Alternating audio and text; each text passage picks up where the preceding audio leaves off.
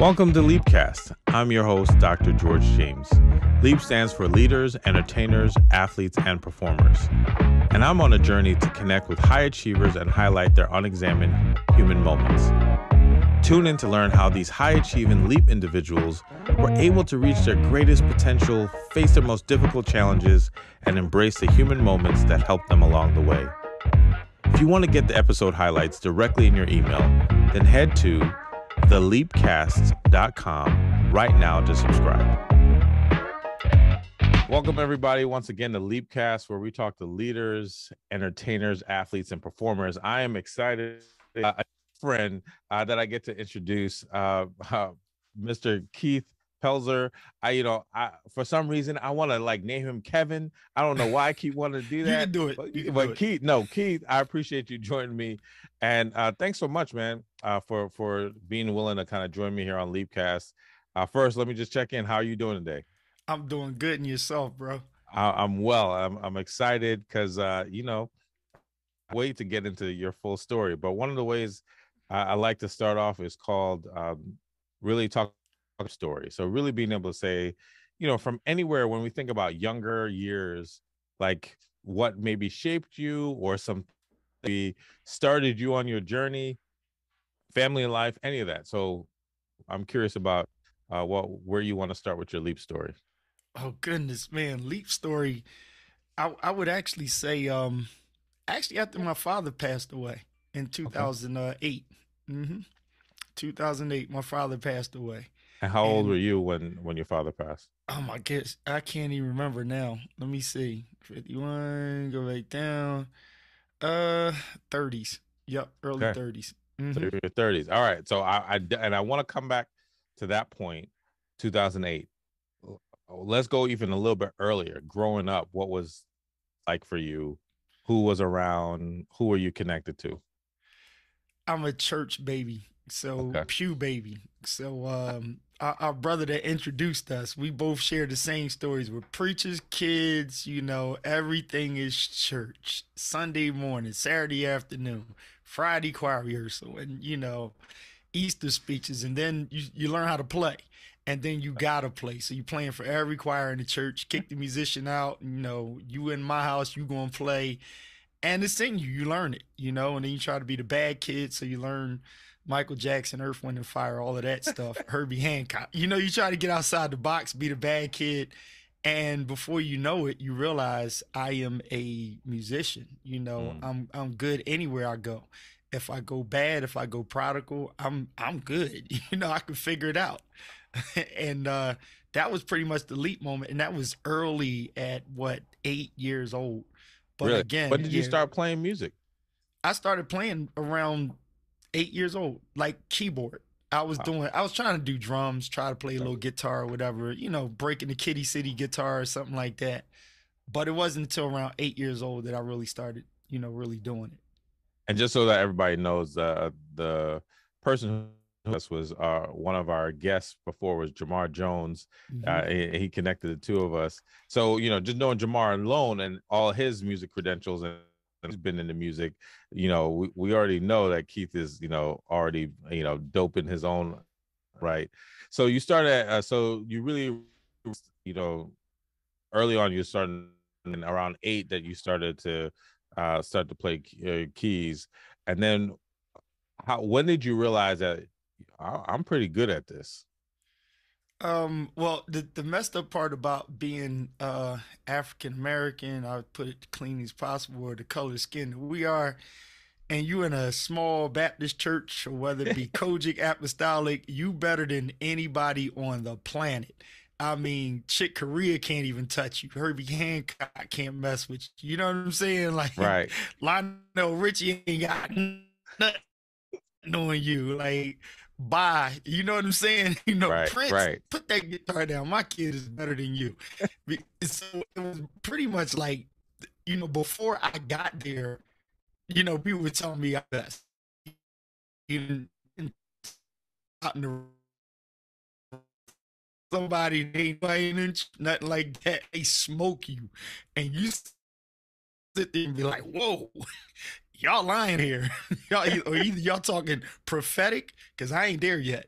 Right. So that's when you kind of start honing in. And it's funny because you keep coming back to where you grew up at, and they're like, oh, you see that boy getting better. I told y'all, but they have no ideas because I got beat up out there, and I realized that I wasn't there where I thought I was or where y'all say I am. And you naturally just start getting better in front of the face of people that really believe that, their prayers in that place is what really got it. But they never acknowledge that out there actually makes you sometimes who you actually become.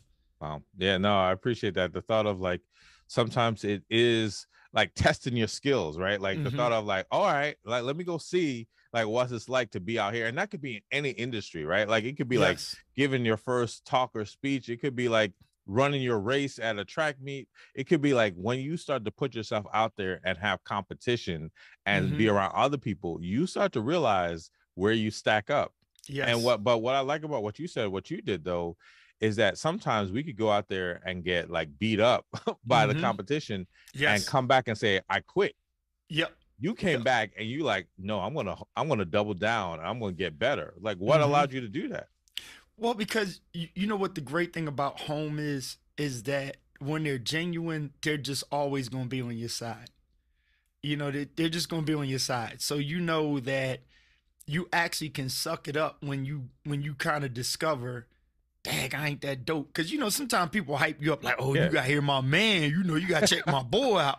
And somebody in the cut like, all right, we're going to check him out. And then Right. they don't say nothing, but they smoke you or something. Or Right. somebody sings better than you, and you kind of like, oh snap, they really can sing, right? But the cool thing is when you go back home, they're still the same because they're not where you are to see Yeah. what you saw and experience what you experienced. Yeah. You know what I mean? So they don't really know what you dealt with, and they kind of, really just kind of, oh, he's back, and they're like this, and you inside you like, man, Mm. I gotta really do woo, you know. If you only knew. Yeah, if you only knew. And so it's to your point though.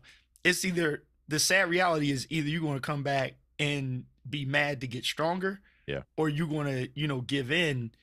And the sad reality is when they can't help you where you Yeah. come from. Yeah. Yeah.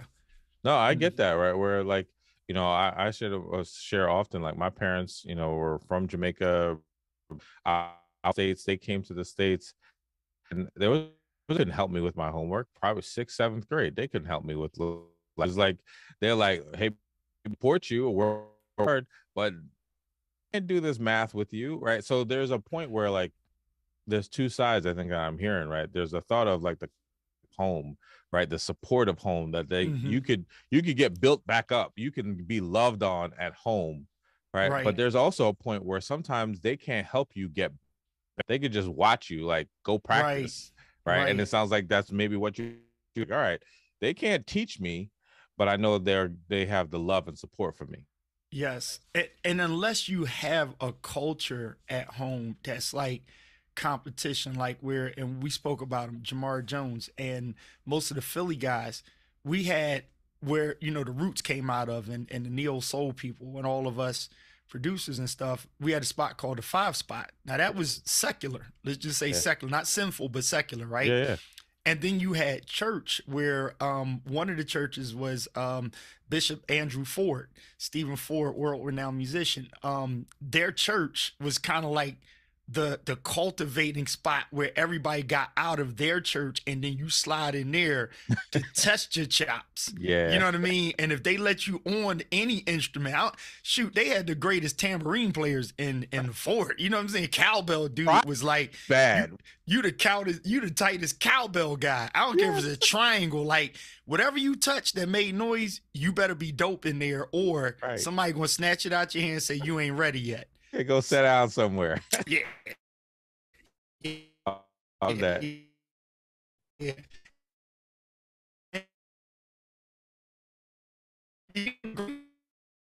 Part was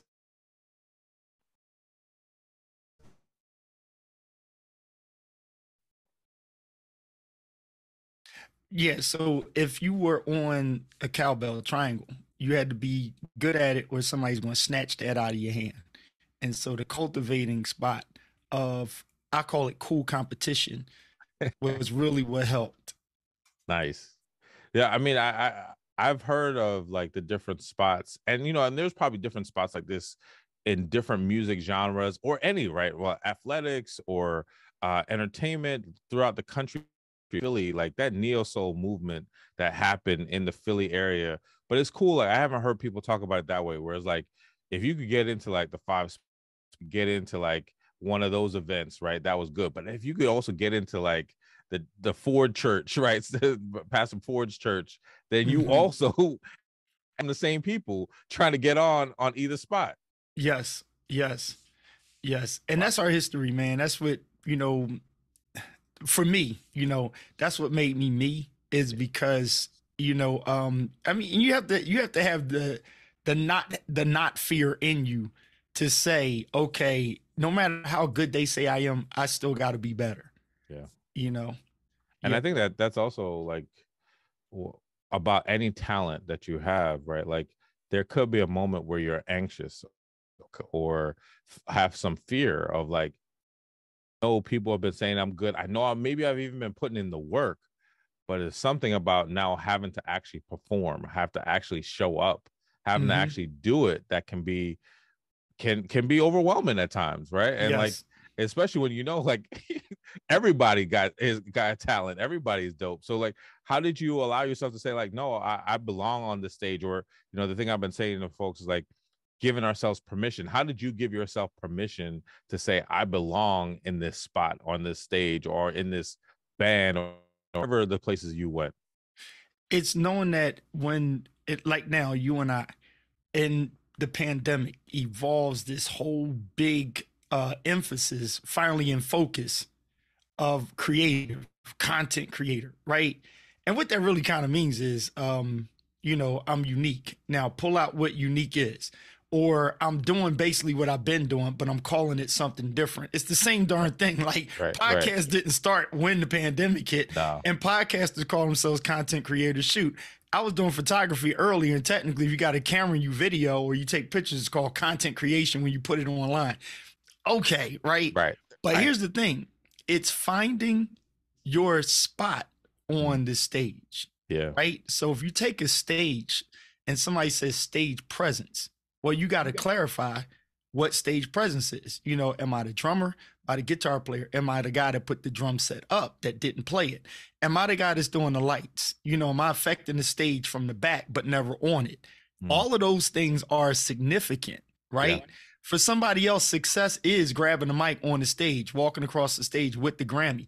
But for someone else that lives on significance, you understand what I'm saying? They're not even driven by getting the award. They're on, I'd rather produce the awards. You understand what I'm saying? That's a reward in itself. That, notice this here. There's no Grammy for I produced 20 Grammys. Wow. You got what I'm saying? There's no reward for I filmed, 20 Emmy shows or something. There's no award for that. It's just recognition. There's no technically a coach award. It's just, okay, you got 5 Super Bowls or whatever, but there's no actual end goal to it. So when you understand your position, your lane, or finding that spot that's empty, then you actually can become, and you create the new lane. And so for me, that was the permission. The permission was I gave myself permission to be involved. Nice. And a lot of people don't give themselves position to be they don't give themselves permission to be involved. That part right there. Involved don't mean that I got to be the star, the singer, the producer. In some instances, I wasn't a producer. I was involved because I played on the track. Yeah. You see what I'm saying? And that opened the door for, hey, what else do you have? And so that's a word right there. It's give yourself permission involved. No, I love that. Right. Yeah. The thought of like, to just show up, right? Just to be in the room, in the atmosphere, to do your thing, to create your lane. You don't have to have the spotlight all the time or even any other time, right? But if you're there, you're part of, the dopeness, the magic, the creativity in that place. All right. You developed, you were around these moments, these eras where you tuned your craft, you honed in on it, where did the rest of your journey go? Like, because I know you around some and on some tracks. So what was that journey like for you? Um, what you mean, like the next level? Yeah, like after like you were at the place now where you know that you can hold, you've been beaten up out there with the competition, and then you leveled up. What started to happen for you? Well, what started to happen was I just stayed the same. A lot. Okay, we can argue the word change with it. Change with it can mean, think about a vacation. When you go on a vacation, you have several different outfits. You take an outfit for something you're not even sure if you're going to do it. Just in case we go swimming, you put the swim trunks in there. Right. Just in case it gets cold, you put the sweater in there. But it's your style of dress, it's your wardrobe. You take the wardrobe with you. So I never forgot my wardrobe, like, what my construct is, how I present myself. And I maintain that through every process. And so one thing I can say about the guys that I've gotten my success with, we were criticized at the beginning because we didn't act like Hollywood people act at the Grammys and awards and stuff. We like, dude, we from Philly. You know what I mean? Like, we don't give a darn. We busting and, yo, you guess what's up? Oh, these boop. We like acting stupid, and they started liking that. And then people were talking about us in sessions because we didn't do sessions the way everybody else did it. And so that's the thing for me that really helped, was maintaining who I already was. Nice. Because if you drift too far off of who you were, you have to balance on if who I was not what I needed to become, right? And if you're still chasing the becoming, then that's where your shift is. But if you believe that I've become what I needed to be for what is to come, right? I'm still being in the what's coming. And so I'm not always chasing a become. You have to be at a place of arrival for your next destination. Yeah. So when you're on a layover, you got to arrive at the layover spot before you go to the next one. That's if you think arrive is only relevant to the end point, well, you done messed up right there. You got to marinate on the arrival to a level, take a rest, and then get ready for the next. Yeah, no, I like that, and the thought of that when opportunity come, when maybe we might even call it some levels of success come, people change up, right? People start being different. And some of that, like, you can understand, right? Like, you have, like, more attention and you got to figure out what you do with that. Maybe more money, maybe more opportunities. But about what got you there, right, is what you're saying, right? Like, what got you there and how you operated and who you were with or how you communicated. All those things should be good enough to keep you there, right? Even with some adjustments. And so, like, you mentioned the Grammys, you mentioned like producing. When did you go from just playing to producing? I mean, I know the same or connected, but it sounds like you started adding on skills along the way. Yes. So here's something I teach some people when they ask me about production, especially church guys. I'm like, if you were more than just a keyboard player and you gave out parts and you tell them, let's do it 8 times at the end, let's go soft and then go strong, you're kind of like producing, right? If you tell the drummer, do this, do that, that's a part of production. So I was basically producing before I actually knew what producing was. Wow. When you're the guy in the room that everybody's like, all right, what do I do next? That's when you like, y'all asking me? Okay, well, do this, do that, put this part there, add some harmony. How do I do that? Let's put a guitar there. Before you know it, you look at, oh, that's what Quincy Jones is doing. Oh, I'm producing. Yeah. You see what I'm saying? And you like, and after a while, people, how you know how to do that? How you know the parts? And how you know to add another alto note there is production, right? And it's having the leadership to do. And that was basically transition. So once I knew that, again, the continuance, the be who you already are, all I did was just kept doing choir rehearsals after choir rehearsals in the studio. I mean, different lyrics, of course, but Right. Yeah. it's Right. like Right. Yeah. It's the same. It's three that's parts. that's basically all I was doing, and before you know it, it's like, wow, or you connect the room. What is the artist seeing? How do we bring that to life? You singing about rain, let's add rain in the track. It's cold outside, put some wind in the track. Yeah. It's all of those thoughts where the strings on the keyboard sound corny. Get Larry Gold to do it. Let's take this and embiggen it. If that was a word, make it bigger. And that's basically production. I love And it. yeah, and so that's all I did. You just continue to be who you already are and develop in that. And what so who did you start to get opportunities to work with during this phase? So it was mainly the bad church people. The ones that were willing to sing dirty songs, R&B songs, unholy stuff, and then you start demoing it for people that need the songs, they can't write it. Mm. And so then to answer your question, I end up meeting Jazzy Jeff in 8th Street Music Store in Philadelphia back in the day. And then I was working at Federal Reserve Bank, and I met a friend of mine named Darrell Bottoms, who was working with Boyz II Men. I started hanging around Jazzy Jeff. He's hanging around Boyz II Men. We're at the job, then we quit our jobs, and then this studio. And once you in the studio, you just meet somebody, and then you meet somebody, throw somebody in a booth. Before you know it, come up to New York. Next thing you know, you're in LA, and you kind of forget, who do I meet when? You know what I mean? And and you work, and it just. But the biggest break was the things you do. I didn't do that song, but I worked with the artist, and then that blew into something else. I did a reggae record. There we go, Jamaica. It was when I was in Temple. It was a guy named Donovan, and his name was Amazon. And it's funny, Amazon, but his name was Amazon.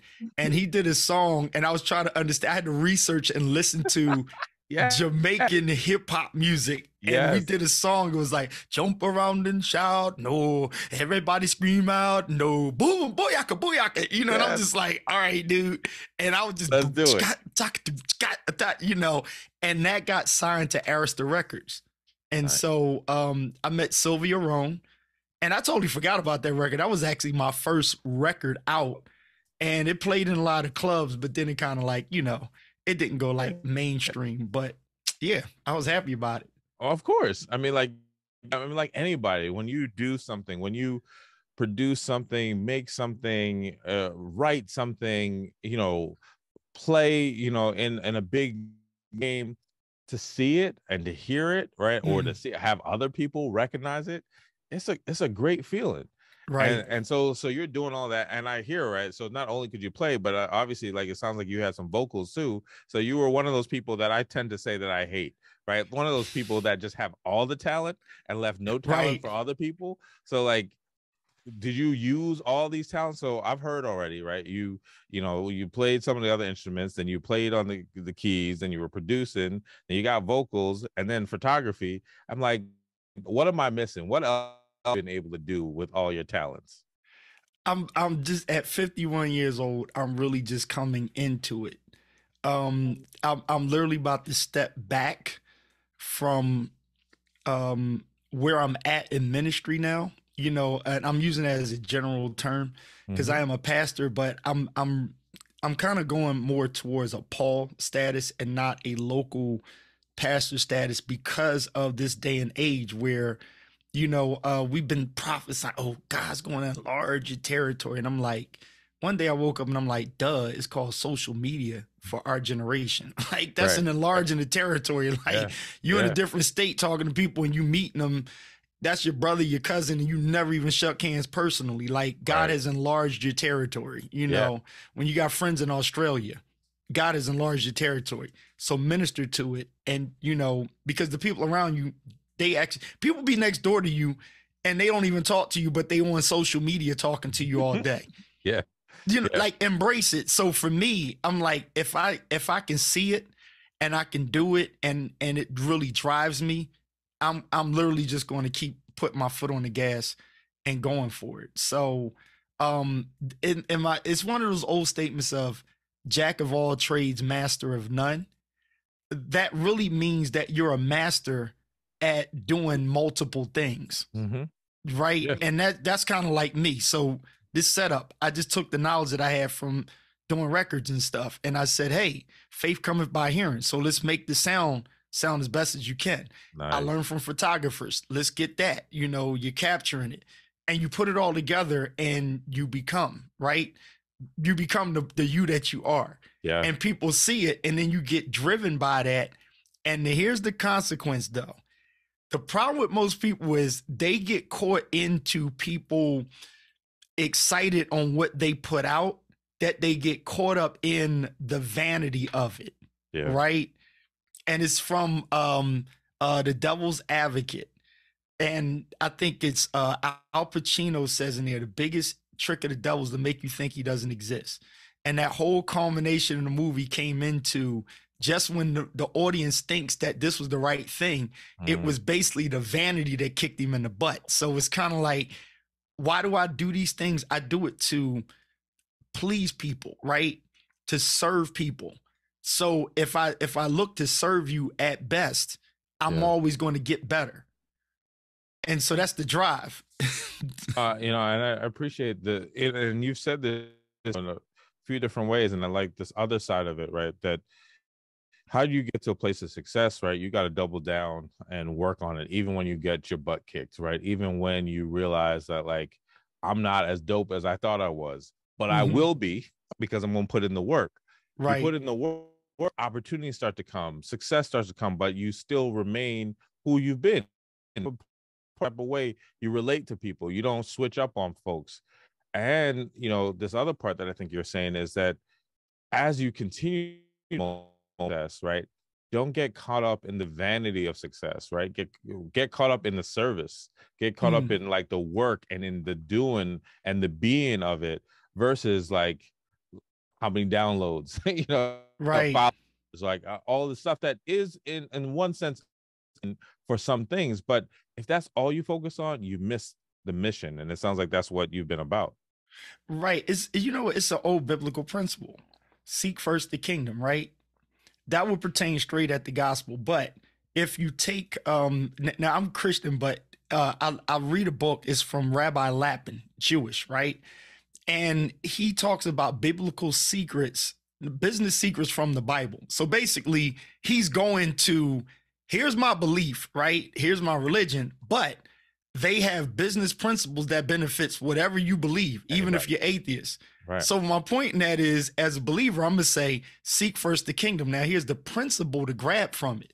The principle is when you're seeking and focus on something particular, you can have the faith and know that these things will be added unto you. Yeah. So it's the consequence, right? The consequence of doing this. That's the one thing that can help you make decisions on, should I do this or should I do that? You do weigh in the consequences. Like, what's the consequences of taking a camera and taking a bunch of dope pictures? Well, then people going to hire me to take their pictures, right? So the consequence is I can make money, yes. Right? Look at you. You're podcasting, right? But you love to do it. But if you say, I'm a podcast so I can make some money and get me a Bentley, you might jack up in that because you're going to be too cocky trying to do, and you're going to be looking at the stats and statistics and, well, he got more likes than me. And you're going to get ticked off rather than do it because that's what you love. Yeah. You feeling it. And you did look at, is a consequence of this, you can eat off of it. Yeah. Yeah. If that's a consequence, you're not chasing that. Right. But it happens. Yeah, it happens, right? So consequence is always a great thing to say. I love the word consequence. It's like, seek first the kingdom and all his righteousness, and these things shall be added unto you. That's a phrase of consequence. Yeah, yeah. I love, even in doing that, right? As an example, I've seen it different parts of my career. In a certain phase, you can get caught up. I remember like, oh, let me look at how many downloads. Let me look at all that other stuff. Was able to really just like kind of fall back and like, no, I just love talking to people, right? That's what I do in my field. That's what I do to help people, is a lot about conversation. and I've learned so much and have met like great people or deepened some of the connections I've had just by you want to jump on this episode. So like, look, I totally appreciate that. And there has been consequences that have there have been people who are like, oh my gosh, like I've had clients that have said like, I listened to the episode and I should pay you extra, right? I'm like, I felt like I got a session out of that, right? So just the thought that people will benefit from it, I'm good. So I want to go back to something you said like early on, right? You mentioned that 2008 was a pivotal moment. So I can imagine to that point, you've had success, opportunities, you've been to the Grammys, maybe multiple times, you've maybe won, maybe. I And only won one time. well, hey, look, I'm just giving you benefit. It was a good one, though. It was a good one. I'm still waiting to get my Grammy. It's all right. So you won, and you've been there, and you've been around other people. And then 2008, you say your father passed. How did that shape or impact you? The impact was I was next in line. I'm a third generation pastor to cut across the field. So I'm born on a Sunday, August 29th, 1971. The very next Sunday, I'm in church, right? Been in church all my life. Grew up playing. Consequence being church, I learned how to play, right? Where you sit there like a bump in the lawn. Talent kicks in. Then I had great parents. They allowed me to get out, allowed me to do hip hop, reggae, rap, whatever at the house. Just not too much cussing, not too much booty talk. We good. Parents, all right, you're going to be in church every Sunday unless you out of town. You know, bring us back an autograph if you can, you know, right, we good, right? So now you grown, you dating, you married, the whole nine. My wife and I, we got married in 2001. Next thing you know, here he is, 2008, my father passes away. I'm like, wait a minute. I had just signed a publishing deal in 2005. You know, I have a business partner that's like not in church expecting me, you know, to be right there with him. And I'm, you know, no fault of him. I agree, right? Yeah. Now I'm like, yo, I got to take over the church. You know, because the members is like, you know, you don't even want to take over. You don't even want to take over. And I'm like, dude, how you going to die on me now? Like, you know, like, right. Come on, son. Dude, like, Dad, I'm trying to get like a nice 6 figures healthy in the bank. You know what I mean? Get the crib, all this, that, and the third. And now I got to take over the church. Did you always know that you were next in line? Did you always know that that was the expectation? I knew that the expectation was going to be there. I accepted my calling to preach the same year we got our publishing deal. But that kind of, it's like, it took from 2005 to around now to come back to where I was around 2005. And I'm not one of those, let me just dip my foot in the church and then be all out in the world and dip back and forth. I'm always ministry. I'm always preaching, but I want to let out what God really gave me to be. Yeah. My church being a family knit, ground up, granddaddy found it. The deacons are like your uncles and this, that, and the third. And people are, I shall not be moved. I'm like a tree planted by the rivers of water. And back in the day when I was, we used to, you like, yo, I didn't get to work with, you know, Will Smith and all these artists based off of y'all theology. You see what I'm saying? Y'all theology is put all your cousins on the track and everybody who really can't sing and y'all don't want to tell them. You got what I'm saying? It's like, so I got out of the box. And when my father passed, I had to take over the box that I got out of. Wow. But I couldn't lead the people out of the box. Yeah. So, I mean, right. When you talk large in your territory, and then at that point, just from what you're saying, your territory had enlarged to folks who were singing in the industry, folks in the industry. And that might have been your flock, right? That was the people you were called to. And then that got flipped where now you had to now go back to the church you grew up in and take that over. So now you have like congregation. What you gonna do with that? Dude, I'm telling you, it really right now, I'm on your podcast. Thank you again. Bro, but this is the first publication I'm saying it on. It took all of those years of just, and it's not I'm not making it a bad statement. I'm just saying, like, when I give people tips or something, I don't have a problem saying I learned it the hard way or that was my journey. Yeah. But the fact that you didn't go through it yet, I have the opportunity to speak to you where most people never had anybody to speak to them before the process. Yeah. So if I can plant something before the process, not dictate, but plant.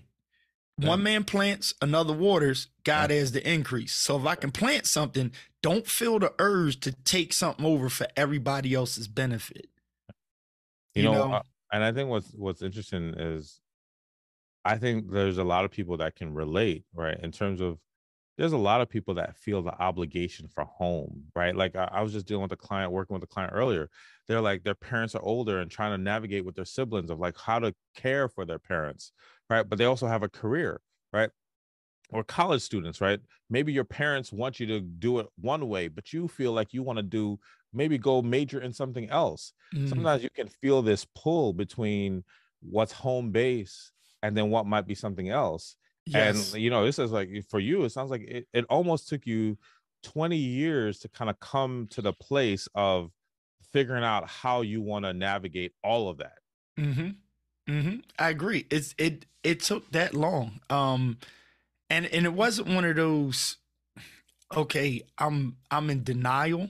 Mm-hmm. It's one of those things where it's like, this is just the hand that you dealt. Now sometimes that phrase is used where it's implying that you're too dumb or ignorant to know how to throw the cards out and draw some more, right? Yeah. This is one of those things where it's like it just happens. Like my wife had a stroke some years ago, Mm-hmm. and it happened in church. We thought she was in the spirit. Oh, We can wow. laugh at that, but Yeah, you yeah, can yeah, laugh at it. Listen, but yeah, we thought yeah, she was in the spirit. It's doing praise and worship. Like, oh, first lady got Holy Ghost, right? And it's like that ain't the no. Holy Ghost. Like she's not moving, right? Yeah. And then the Call the paramedics nurse. came. Yeah, it was like, yeah, she suffered a stroke. So praise be to God. She was paralyzed for 6 months on Wow. one side of her body, and she's fully walking, running everything Nice. now back to 100%. And God is good, right? She also has MS, but my wife is doing, great. There are things that just, happen where it's like, did I want that to happen? No. Did she Of want it course. to happen? No. Was it a setback? Yes. Things are going to happen that Yeah. you didn't look for, but you got to deal with it. Yeah. When it comes, you got to rock with it. I mean, Yeah. when my father passed, you had to rock with it. Mm-hmm. And so, but the setup of how we do wrestle sometime with, did I stay too long pastoring? Did I not move when I could have moved? Mm-hmm. And you don't have to suffer in that, but you got to acknowledge it and repent to yourself, or at least reconcile. Let me use a better word. Reconcile with yourself. I coulda, maybe I shoulda. I didn't. Now Mm-hmm. what am I going to do? Yeah. And know that you have that creative power. God is still in control, and you can move on from it. And that actually will catapult you even more to, let me make up for the time that I kind of was lollygagging, right? And you Right. do it with integrity, like you like forgive yourself and Yeah. keep it moving. What we said, right? Like the thought of you can give yourself permission to I like it. pivot, to change. You have permission to forgive yourself, or even to be able to say, like, I did what I had to do. Like when you mentioned that about taking over and your wife and so forth. For me and my family I was in my 30s, going to doctorate school when my parents were both sick with dementia. That Mm, wasn't part of the script. That wasn't part of the playbook, right? But okay, we had to like figure it out, right? And we had two young kids and my mother-in-law. Like we had a whole family that we had to take care of, and we had to make sure of what we needed to do, right? And so, can I look back? Yeah, I learned a lot. I grew up in lots of ways. I had to mm, figure some things out, and at the same time, it's now my both my past. I'm at the place now where like I've learned from that, and now I get to think. In our household, we lean into creating memories, right? Because you just never know what can go down yes. as a result of what we've learned. So I love like how you're saying this, the thought of like sometimes it is important to be able to say like I got to give myself permission to do what I need to do. And what I find really interesting in this is that sometimes roles like pastor, CEO, leader, from let that go or move or add something else because people feel they have to hold that forever. Mm, mm-hmm. Mm-hmm. Yeah, I just did something recently. Well, I journal a lot of stuff, Nice. or I'm now really putting more of my thoughts on paper. I used to do it and I stopped. And one of the things, and I'll breeze past this in less than 30 seconds, is crazy because I'm not combating pastor, but I'm challenging as we see some prominent pastors in social media. And you got the theologians, snipering them from the cut, like that ain't the gospel, Right. And it's like, I hear them, right? I'm learning how to listen more. Yeah. I hear them, but then I also don't jump on the bandwagon of saying, yeah, it ain't no, ain't no word. Right, And I'm right. like, there's a thing called inspirational speaker. So when I back out of pastoring, I'm going to embrace inspirational speaker, because if you say inspirational, inspire towards what, or what's the end goal of inspiring? And that's when, like Jesus with the woman at the well, he didn't come in to do a theology class. He was having a conversation, right? For change. She was inspired by it, yet convicted and repentant, and all of that stuff happens. So the thing is, with titles that grab us, you still got old school saints that's like, oh, the past. See, I remember back in the day, the pastor come to the hospital. If TD Jake's your pastor, he's not showing up to your hospital. That's nothing on TD, right? I'm just saying, if Joel Osteen is your pastor, Joel Osteen's not coming to your child's football game. Yeah. Like, that. So if you compartmentalize yourself to, this is a pastor, this is a deacon, you're lost already. Yeah. So now we miss what is the functionality of them, because most preachers are modeling themselves after Paul, and we don't have Paul's wedding date. We don't have Paul's kids and when he came home from work and none of that. No. We got Paul moving around. Yeah. We don't even have Paul at, Fifth Street Baptist Church. We got Paul moving around. So if you're modeling after Paul and is pastoring, you almost jacked up the whole idea when you try to explain it to somebody that's like, I know nothing about this. Yeah. And if you're saying I'm following the script and you show them the script, it's like, well, that guy don't look like the script. So is that guy wrong? What is that guy? He's an inspirational speaker that, we call it, it's like content creator. What is a content creator? Mm-hmm. Listen, we can be here all day on content creation. You're a content creator, in my opinion. People have been creating content from who knows when, right? Right, yeah. It's a nice, cute buzzword, right, or phrase, right? But people have been doing it for a minute, right? Back for a long time. And I to your point, right? I think the start of like, what are we defining these careers or call-ins or places we're supposed to be? Like, usually there is a model, and I think a lot of the things now is that we have to question in a healthy way: is still correct? Is a model still relevant? Or is there tweaks to that? And that's how a lot of things, especially when we talk about culture, when we talk about faith, when we talk about religion, when we talk about business, right? Mm-hmm. When we talk about sports, there's certain things that we say, no, this is the way it's done. Right. I think there's some things we could switch up. Mm-hmm. Mm-hmm. Like you're somebody's pastor for lack of terminology, right? We could argue you are a pastor. What would that mean? It's the part that what most people expected from pastor was influence, right?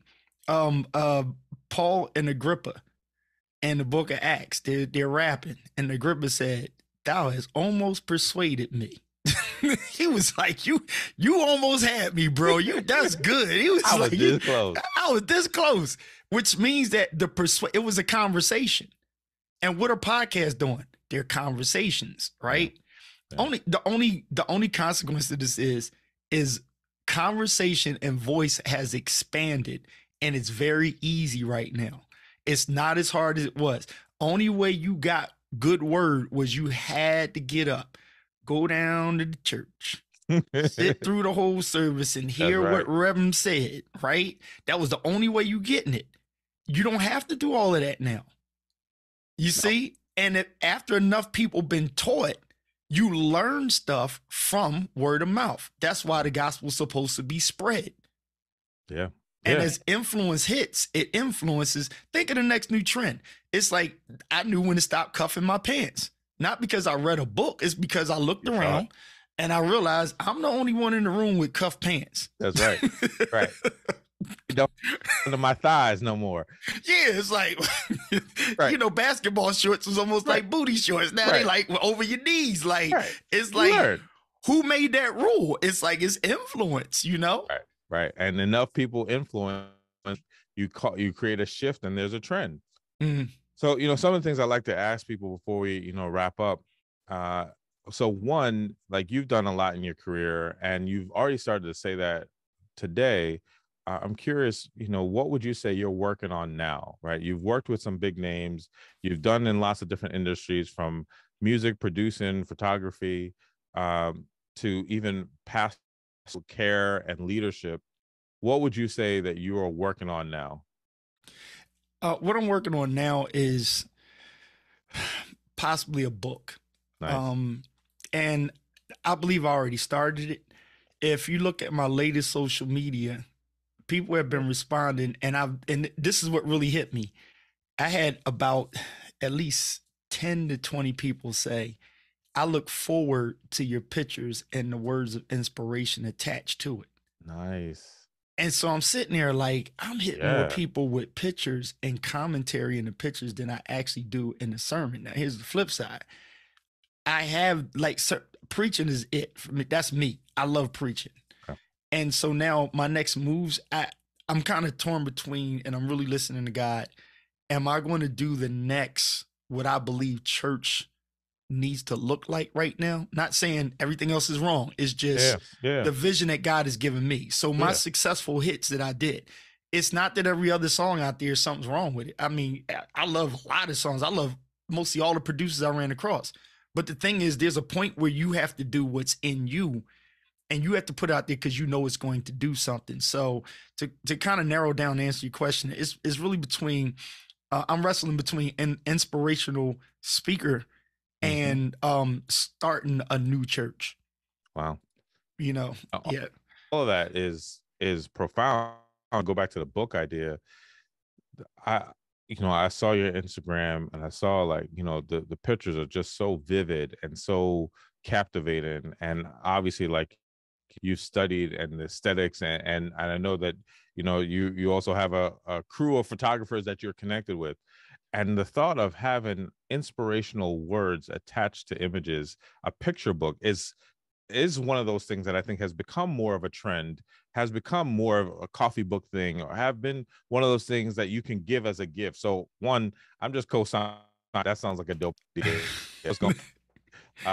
And what you're saying about inspiring people and taking what you do, and like everything, right? Just like content creator, right? We could package that and say that, you are an author, or you are a speaker. Well, you pictures and videos. It's all different packaging. Right. And it sounds like you're saying, at least what I'm hearing, over the years, you found different ways to package who you are. And maybe now you're repackaging it in a new way. Basically. And I'm more so, I don't think I was afraid before. I'm more so a person of timing. So I never claimed to be a chess master. I'm not. I know how to play chess, but you have to be the timing of your movement matters. Yeah. And back to my spiritual beliefs, where in Philippians says, be anxious for nothing. Anxiety kicks in if you say, hey, I think I'm gonna do a podcast, right? Yeah. You have to wrestle with not being afraid to just push the button and do it, but also not just slamming the button and it's like, dude, what are you going to talk about? Where's your mic at? You know what I mean? Do you have this? Do you want to do video and audio? Which one you want to do? I get clients all the time. It's like, they're great at business. They go, I got to do a podcast. I'm like, okay, what exactly you want to do there? I mean, everybody doing a podcast. It's like, okay, you can get in. It's been going on for a long time. Like, it's not a new thing that you're going to miss the train, right? And to me, it's not too late to get in. It's your timing. That's like saying, oh, if you didn't create a record in the early 2000s, you're too late to get in the record industry. Like, how that work? You jump in anytime you want. And because even, from me on this podcast, LEAPCAST, I looked at, I work with so many athletes and leaders, and I'm like, so many people don't really get to hear their story, journey. Sometimes we just see their success. We hear a Grammy winner. We don't hear their father. that you got your butt kicked by other talented people and had to go do the work. We don't hear that. Yeah, that's all good and all, but you know what? I actually feel moved and hear that stuff. I would, because people would share that with me and I'd hear behind the scenes. And so that's been, even part of the motivation for doing this podcast. And so, all right. So with that, you know people, you've been around, you've been connected with some folks. If collab with anyone now, who would that be? You know what? It wouldn't be anybody new. I just want to get back with Jill, music, Flowetry. Again, I mean, those are the main plaques on my wall. I wanted Flowetry's broken up. Jill, she has her big career. She's doing a reunion tour. All of us are like kind of separated that did the first album, but I would almost do anything to just get on an island and live that early 2000 moment again. And that's the honest truth. Like I would love that. I mean, if Beyonce and Jay-Z was in town, I'd be like, yo, let's do it. I'd be hype as heck, right? If I could be in the same room with Timberland, I'd be like, do a beat, I'm gonna play some keys. I mean, a lot of people, but if I could just get that day back, honestly, I would take it. I would love that. A reunion island tour. It can go all the way to Jamaica, right? It can just hang out. And but that would be so dope, and that, for various reasons, right? Things don't always go that way, but I think like it would be really cool, like when people are able to like, let me go back to that first group, that first band, that first like tour that we had, and let's recreate that. Oh, that'd be, I love that. Last two questions I like to ask. When you think about wellness, what does that mean to you? Wellness is instant word that comes to mind is state of peace. Because this is the church in me. Yeah. When peace like a river, attendeth my way, when sorrow like sea billows roll.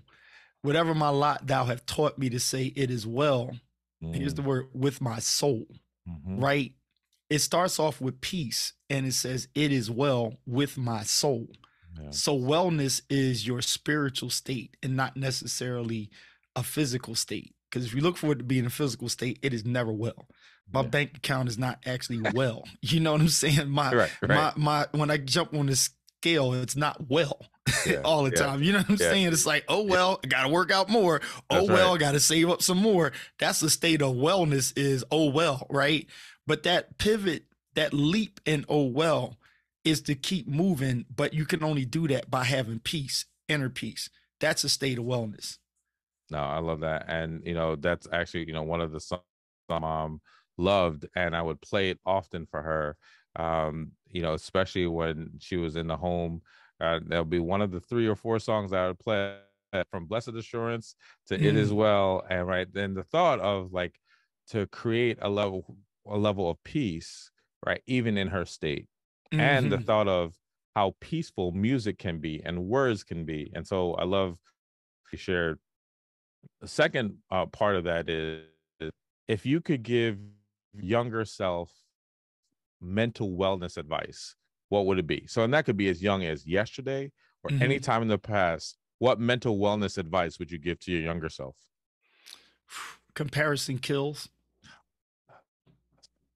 Because the majority of my setbacks was when I compared my tracks to somebody else. When I compared myself to somebody else, where they're at, where I'm at, where I wasn't, rather than really living in your moment and trusting that if you chose to be in another environment, you chose that already, right? And if you can sit what I chose to be in that environment, when you get there, don't start looking around at everybody else there, because you just arrived. Get it for yourself. Yeah. Embrace it for yourself. You understand what I'm saying? Like, if you always wanted to be in a big studio, and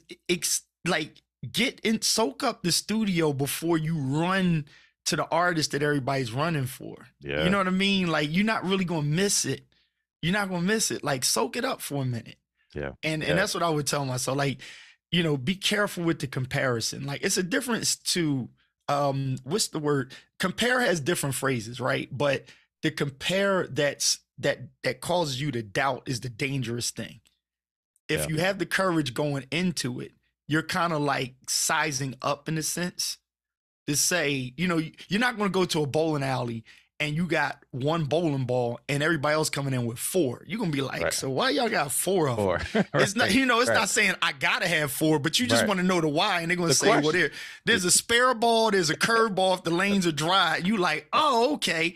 Okay. I only carry 3 bowling balls in my league, but some guys, they come in with 6. Right. Right. So compared to them, I'm good with my 3. Y'all need 6. I'm still me. I'm done with my 3. You need 6. Right. I can do it with my 3. Right. And you know, I love that because so many times we don't recognize that, like your gifts, your talents, your unique abilities, you're able to get the job done. Mm-hmm. You know, like I've valued being, you know, a therapist or teaching people in so many ways. And I love that my lane is different, right? That I've been able to work with athletes and entertainers and really be in a space where people feel safe enough to share. And it's like, okay, that's a different walk than somebody else might have. And, you know, comparison can get you. And I know, like, there are days like, man, ooh, look at all these people on Instagram, like how many followers they got. Mm-hmm. And that could be great for them in their career. And, you know, my wife will joke, yeah, because somebody could easily say, like, yeah, but look how many times you've been on TV, right? Like, look how that we could so much diminish what we have and what we've done. You made it to the big studio. Take it in. So I love that advice. So it's been, you know, talking with you, hearing your story and your journey. And, you know, as we wrap, I wonder, you know, is there any last words that you want to share, you know, today? No, I, you know what? I talk enough. I say a lot. You actually blessed me. I love the way you're doing this. I love this whole leap. I appreciate you, brother. And you know, I can just say be at a state of peace. And I'll just close on again my favorite passage of scripture in Philippians. It says rejoice, and again I say rejoice. That's you know, right. Be grateful, right? You know, just be grateful that you open your eyes in the morning, and then reset. You know, in a sense, when you open your eyes in the morning, it's kind of like when the kids are playing the game and, you know, they get taken out of here on the game, they respawn, right? And so I'm not saying play with fire out there in the streets. I'm saying when you lay your head down at night and you lose control of your breathing over the night and you realize that you woke up another day, it's basically like a respawn. You get to go through the mission again, right? Yeah. And then you know what you been through, you take all of that knowledge, you take the experience, and you make it the best day that you can make it. That's basically all I got. And what it says is rejoice, and then it says the peace that transcends all understanding. But it's make your request be made known. It's actually saying rejoice before you actually make the request. And the transaction of it is, and the peace. So you get the peace after you've made these requests be made known. And it goes above your normal understanding. It's going to keep your hearts and minds through Christ. That's it. Yeah, you know, Keith, I appreciate once again all that you shared. I wish you well with this transition. I wish you well with from the book, from national speaking to possibly even the new direction or a new church, even. Really, the level, all of that, it's about influence. So, you know, I wish you continues influence on everyone and every that you embark. Thanks for joining me on LEAPCAST. Thanks for just sharing your journey, and I just appreciate it, man. Thank you, brother. Appreciate you, man. Wow. What an incredible ride we just went on with another great member of the LEAPCAST community. I appreciate you listening and hope you got some tangible value from the episode. Please let us know what you think by leaving a comment, rating, and review. As always, please don't forget to subscribe wherever you listen to podcasts. This is Dr. George James, and I'll see you next time.